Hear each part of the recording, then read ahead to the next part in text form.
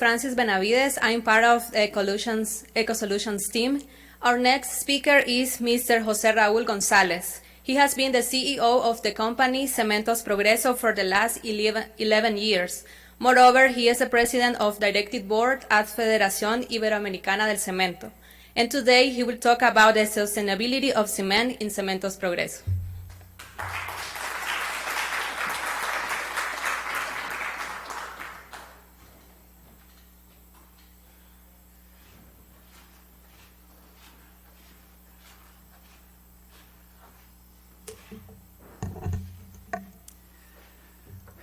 At Progreso, we have a purpose. We build together the country that we all want to live in. And what a better place to have this seminar, and what an honor to be here in Costa Rica, a country that has led the world in nature conservation, and it is known by its commitment to its environment. I say these words with a little bit of envy, but good envy, because we have many things to learn from Costa Rica. So thank you for hosting us, and thank you for allowing us to discuss such an important issue today. Can we save the world? Well, it's hard. It's very hard. This commitment that we've made to decarbonize the world, at least our industry, by 2050, it's an extremely complex problem that is pretty much related to our purpose in Progreso. Because if we do not do it together, we won't do it at all. It is not only the responsibility of the cement industry, it is the responsibility of every human being in the world. So that is why it is very hard, because getting us all together to agree on something, it's kind of complicated when you talk with human beings. And these have been all the discussions that have been going on at COP21 and COP26. But at Progreso, we believe that we can accomplish our dreams if we work intelligently together. This has been the legacy of our founder, Carlos Novella, who he himself was a visionary. And we're here all to share the same vision. So Carlos, the young Carlos, in 1899, 123 years ago, decided that he was going to fulfill his dream. And his dream was to make cement, because that's what he learned at Brussels while he was a university student there. The third cement plant in the continent of Latin America was founded by Don Carlos Novella. And he was not only a visionary in the technical aspect or in the entrepreneurial aspect, but he started his company as well with a vision of social service. In those days, there was no International Labor Organization, and yet he gave, without cost, medical services and education to his workers and to the family of his workers. And surprisingly enough, he was also an environmental visionary. Way, way before CO2, climate change, and everything, all those terms were in the headlines of the newspapers, he decided that he was going to also take care of the environment in many ways. So now that DNA, after 4, maybe even 5 generations of employees of Progreso, is in our veins and circulating throughout our body, and it is a commitment that we have way before it was an emergency. So we have taken care of the environment in many ways. As a matter of fact, our sustainability agenda is based on 4 pillars. Being the favorite supplier of our customers, otherwise there's going to be no business. Being the employee, the better employee for our employees, otherwise no one's going to run the company. To be an environmental leader, and to be a good corporate citizen. This is what has us all together. And thank you very much for our hosts and other sponsors of this event, because we want to share this enthusiasm with you, this vision with you, that whatever we can do, it is possible, and the responsibility is shared, but at the same time we have to work as a team to achieve these goals that we have ahead of us. It is very hard because it's also an ethical dilemma. This is where the things get complicated when you introduce ethics. Because ethics is hard. It isn't as easy as black and white. Is killing good? No. Is contaminating good? No. This is not a dilemma between good or bad. This is a dilemma about how are we going to allow our citizens to achieve their own dreams of development, their own dreams of leaving poverty in order to have a better life for themselves and for their kids. And this is the history of Latin America, unfortunately. We have not achieved the level of development that other countries, other continents already have. So we have this dilemma. Who is going to develop at what cost? Who is going to pay for all this beautiful technology that human ingenuity is creating and will continue to create throughout the world? So in COP26, out there in Egypt, this issue started coming out. We need resources. We need to pay for those resources. Who is going to pay for those resources? The developed countries that have already created this inventory of CO2 in the environment, or the least developed countries that are still in the route to improve the lives of our citizens? This is an ethical dilemma, because we all share the responsibility to leave to our sons and daughters a better planet, and yet we are not starting from the same starting point.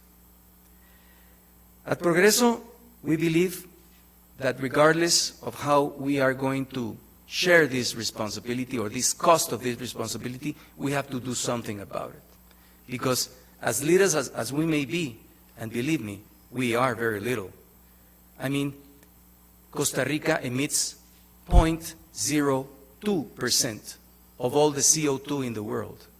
So even if Costa Rica achieves a net zero environment, it'll be a very 10,000th of contribution to the world.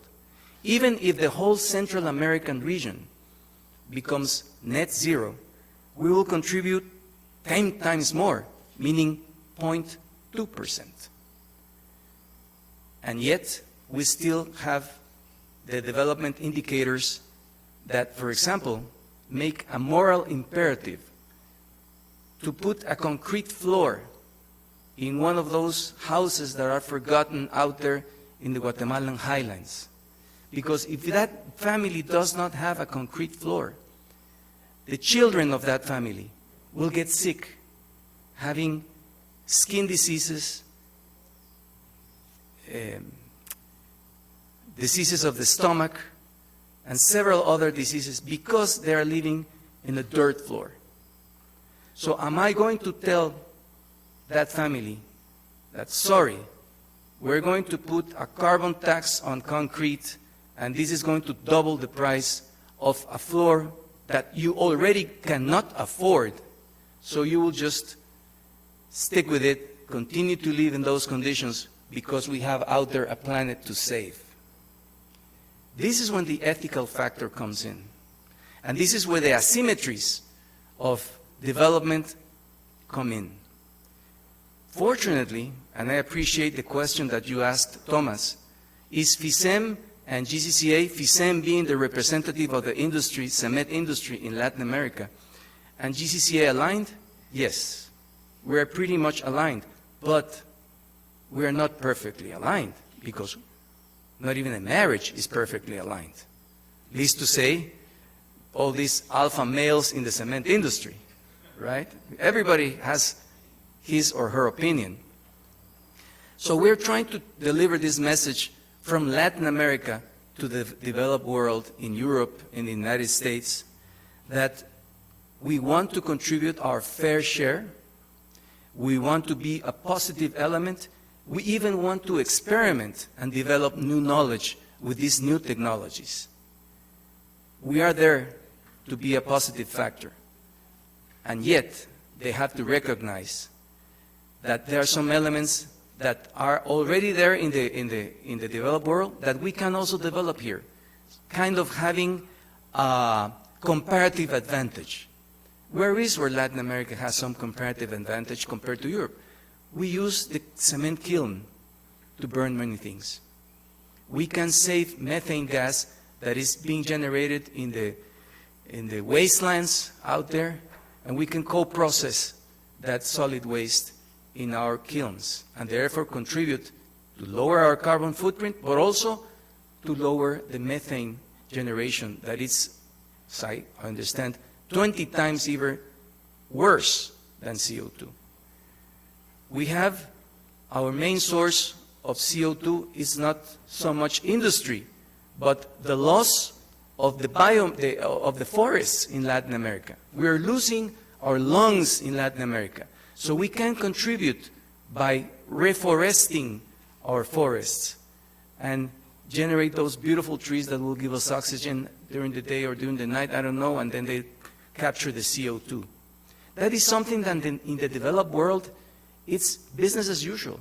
I mean, there are plants in Austria that have a 70% substitution rate, and they get paid for that. Who goes to Europe and doesn't see those beautiful forests? They don't have that kind of problem. Here in Latin America, in my country, in Guatemala, 55% of the energy comes from wood, meaning we are losing 2% of our forests every year because people, and I understand that it's not a criticism, people have to cook their food. And who am I to tell them don't cut the tree so that your kids won't have a meal tonight? So this is the reality. These are the asymmetries. And it is not a complaint. It is just a reality check of the kinds of things that every continent, every country can and should do to contribute our fair share to our decarbonization. It is an ethical dilemma, but we at Progreso are trained to look always for the opportunities in the challenges that we have ahead. And the opportunity that we have, and believe me, I have no doubt that humanity will achieve this goal. The problem is how fast we'll be able to achieve it and at what cost. And these are the balances that we at FICEM, we at Progreso, are trying to bring to the discussion of this. I cannot deprive that family from that concrete floor. We need to produce more, not less cement and concrete. Because our infrastructure, our houses, our buildings do need more concrete and more cement. What we can do is to continually lower that carbon footprint. As a matter of fact, the world needs more concrete, not only Latin America, right? But we do need it more than any other parts of the world. So, with that in mind, what we are here to do is to contribute to the knowledge. Human ingenuity, technology, and knowledge will get us out of this problem, just like it has gotten out of several thousands of many other problems that humanity has left behind. It is just how is this generation going to tackle that problem? Are we going to tackle it with hysteria, or are we going to tackle it with rational thinking? The good thing is that there are many engineers here, so I think that we're going to tackle it with rationality. I'm not an engineer. I wish I could be one. But I envy you guys because you have the solutions already here. It is just how to implement it. When Thomas was asked about the cost of this solution, they are very expensive right now. I mean, in theory, they will double the price of the cement and the concrete today as we have it. So we need to invest more knowledge, and price will come down. Definitely will come down. It is just a matter of how fast can we achieve that. We are working in the industry with these kinds of solutions. We're very excited about them because this is part of the team. This is part of the together that we're going to have to put together in order to solve the problem. The world isn't going to be solved only by LC3. We're going to have carbon capture. We're going to have, I don't know, oxy-fuel, hydrogen fuel. There are so many exciting technologies out there that are being developed right now that make me an optimistic person. But without losing my foot on the ground, on the reality. This has to be done with responsibility. Responsibility towards those who are yet to have the dream of economic and social development, that live, unfortunately, as most of the world live today. But with the scientists, with the entrepreneurs, and with the engineers, I am sure that we will all live by the transcendental purpose of Progreso, which is together we can build the country that we all want to live in. So this is the challenge for this brief day, and as any good manager does, this is going to be done by teamwork. Team work. So go ahead and find us a solution, and thank you for your attention and for coming here.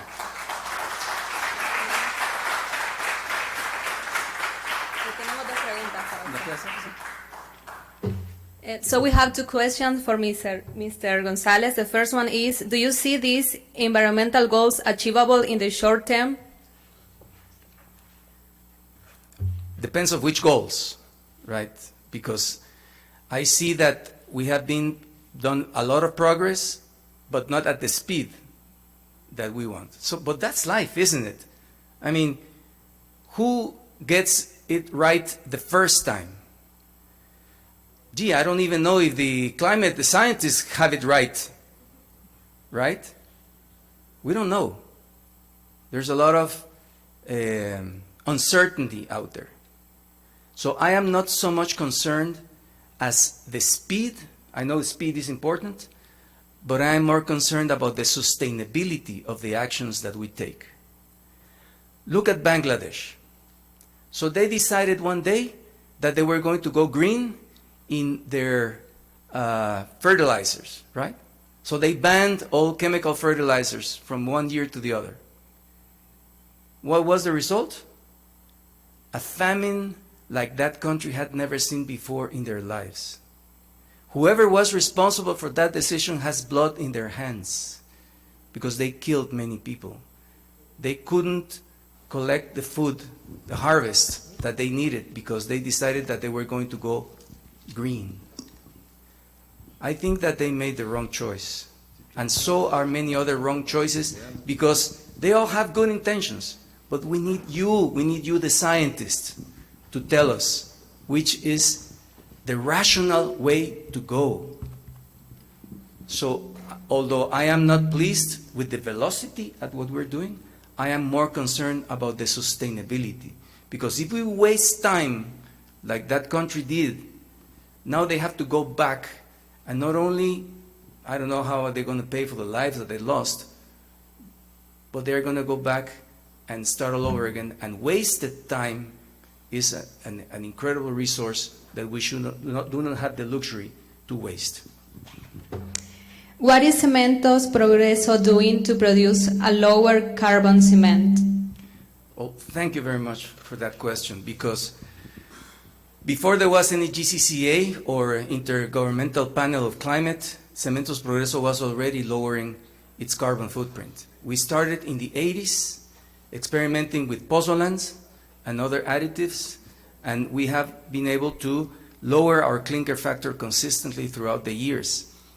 And there's also other ways, not only lowering the carbon footprint, but also we have a program that we produce 1.5 million trees every year, and we plant them along with the communities for the communities to stop cutting trees, but to teach them how to manage a forest. Because many people think that you just plant the trees and forget about it. There's management in everything. So we have a very good program of reforesting our areas. We have, of course, programs that close our quarries in an environmental responsible way, and those quarries then become beautiful forests. And water management is very important because water is life. So we treat all our water, and we have developed with the environmental department at Progreso a technology, Waterland. It's not really invented by us, but the concrete, what is it called? Water. Yes, but it has a name, but I forgot in English.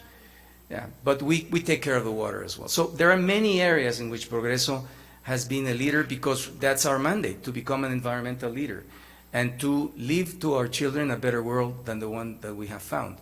So we're very excited. Click sempro.com and you will see all our initiatives. But we're truly committed, and we walk the talk, as they say. Okay, the last one is, do you see short-term collaborations with a startup from around the world to tackle these issues? Yes, very much so. We have a division of Progreso called Progreso X that works specifically with startups in different projects, including environmental improvements. Unfortunately, as you all may know, the startup world is going to suffer a lot with this pre-financial crisis that we're facing. As a matter of fact, the world is somehow in turmoil right now because of the Ukraine war. Germany had to go back. That's another example, right? They thought gas was the solution, and all of a sudden they have to turn all back their coal electricity generating plants, because not even the Germans are willing to get rid of their electricity in the name of the world, right? It's interesting how people react when they get the electricity cut off. Suddenly they don't care about CO2 emissions. So I think that the startups are the great ecosystem that will bring us all the new ideas. Well, this is a startup, as a matter of fact, is it not? Right? It started as a dream, and we're trying to make that dream reality.